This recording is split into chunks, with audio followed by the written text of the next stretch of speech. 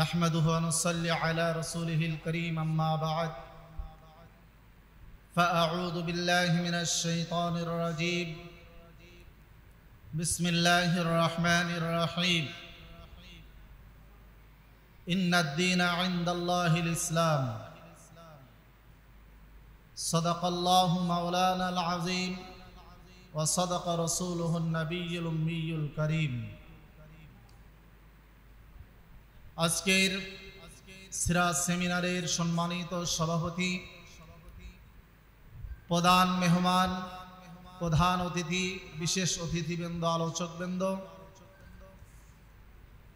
আমার সামনে উপবিষ্ট সংগ্রামী তৌহিদি জনতা, ইতিহাসের পাতা সাক্ষ্য দেয় এই পৃথিবীর বুকে যেই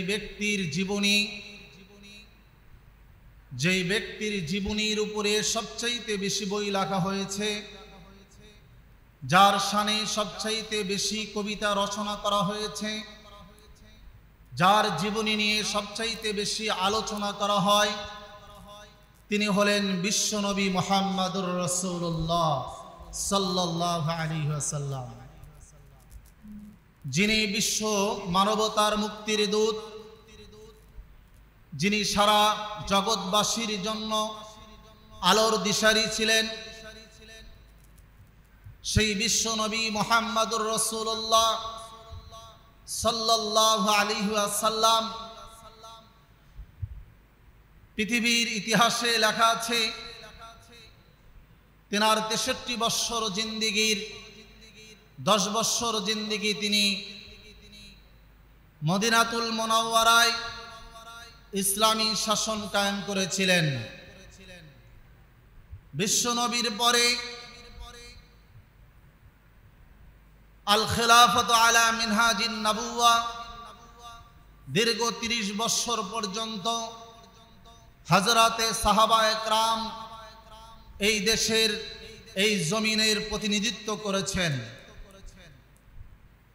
খলিফাতুল মুসলিমিন হযরতে আবু বকর সিদ্দিক 2 বছর 3 মাস 4 দিন তিনি খলিফা ছিলেন। হযরতে আবু বকর সিদ্দিক প্রায় 10 বছর খলিফা ছিলেন। হযরতে ওসমানে গনি রাদিয়াল্লাহু তাআলা আনহু 12 দিন কম 12 বছর এই জমিনের খেলাফত কায়েম করেছিলেন।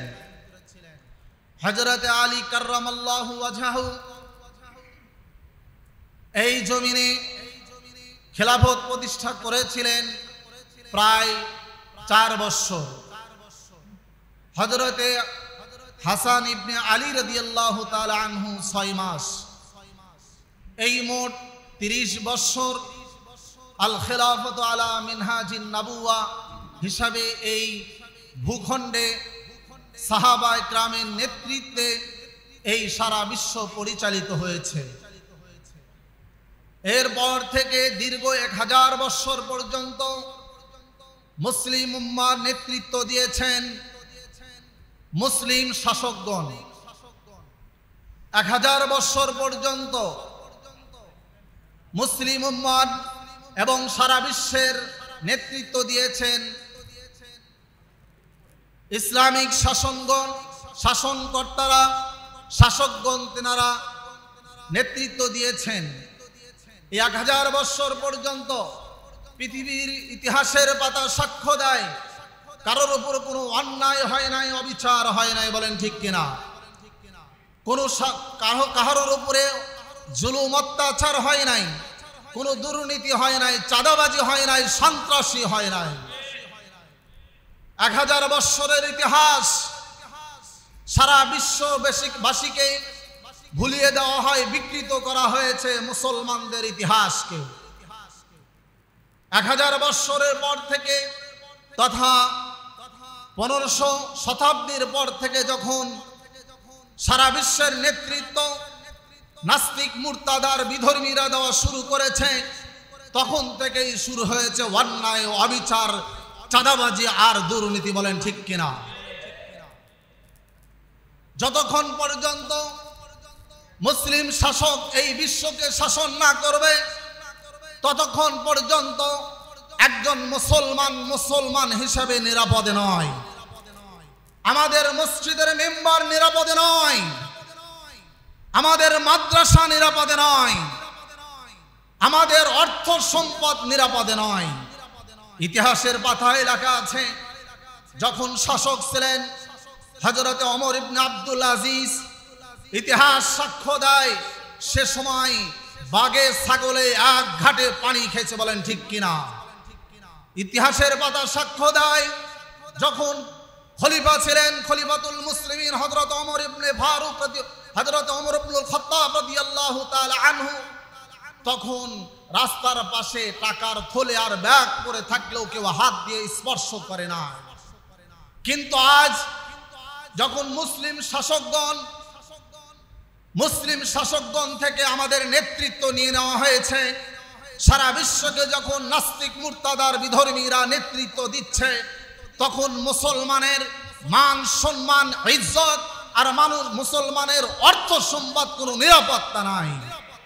এমনকি ব্যাংকে টাকা রাখলেও ব্যাংক নিরাপদ নাই, বলেন ঠিক কিনা?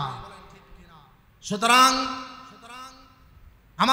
আমি মনে করে দিতে চাই আপনাদেরকে, আমাদের একজন পূর্বপুরুষ মনীষী সৈয়দ আবুল হাসান আলী নদভী রহমাতুল্লাহি আলাইহির কথা।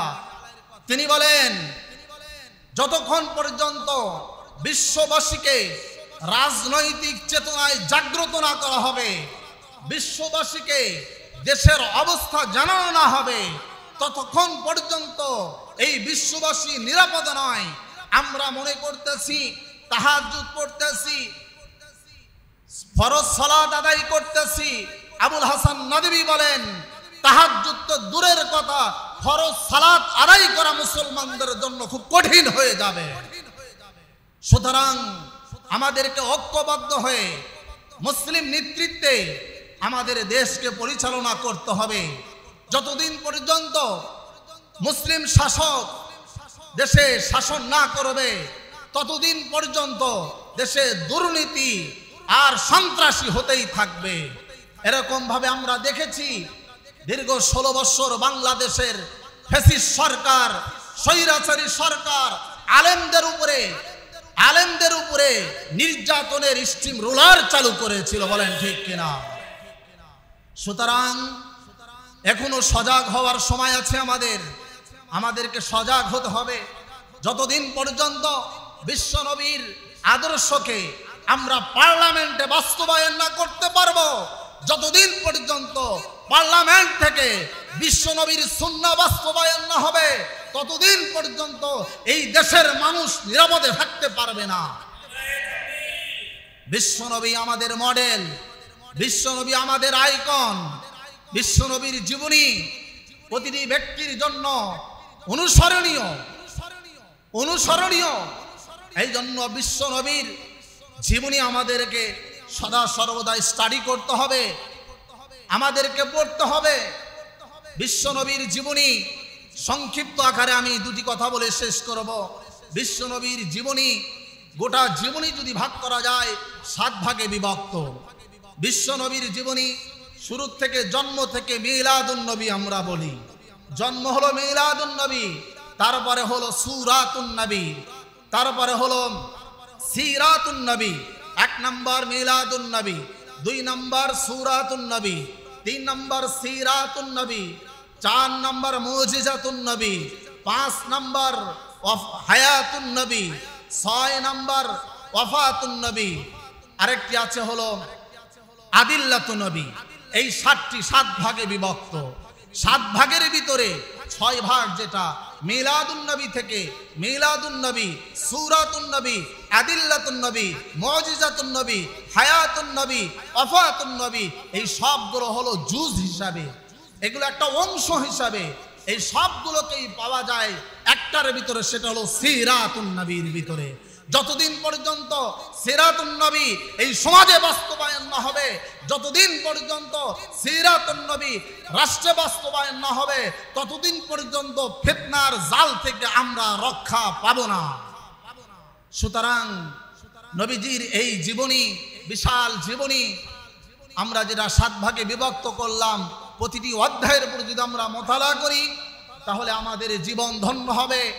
আমরা ইসলামী শাসন তখনই পাব যখন আমাদের প্রতিটি সেক্টরে, প্রতিটি জায়গায় আমরা আমাদের ইসলামের কথা আমরা প্রচার করতে পারবো, বিশ্বনবীর আদর্শ প্রচার করতে পারবো।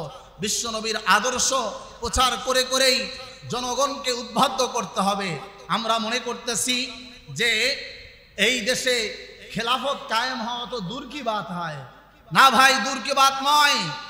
ইতিহাস সাক্ষী, এই যে 5ই আগস্ট সাক্ষী, বিএনপির মতন এত বড় শক্তিশালী দল আওয়ামী লীগকে কিছু করতে পারে নাই। জামাত ইসলামের মতন এত শক্তিশালী দল আওয়ামী লীগকে কিছু করতে পারে নাই। গুটি কয়েক ছাত্র কিন্তু আওয়ামী লীগ ফেসিবাদী স্বৈরাচারী সরকারকে দেশ ছাড়া করেছে, বলেন ঠিক কিনা? এই দেশেও গণজোয়ার উঠেছে, খেলাফতের গণজোয়ার উঠেছে।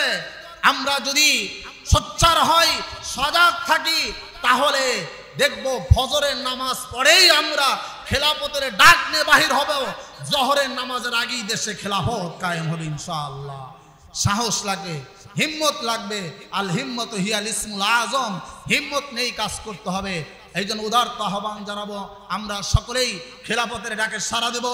শাইখুল হাদিস ইবনে শাইখুল হাদিস আল্লামা মামুনুল হকের হাতকে আমরা মজবুতির সাথে ধরে এই দেশে আমরা খেলাফত কায়েম করার চেষ্টা করব ইনশাআল্লাহ। নাসরুম মিনাল্লাহি ওয়া ফাতহুন করিব ওয়া বাশশিরিল মুমিনিন। আসসালামু আলাইকুম ওয়া রাহমাতুল্লাহ।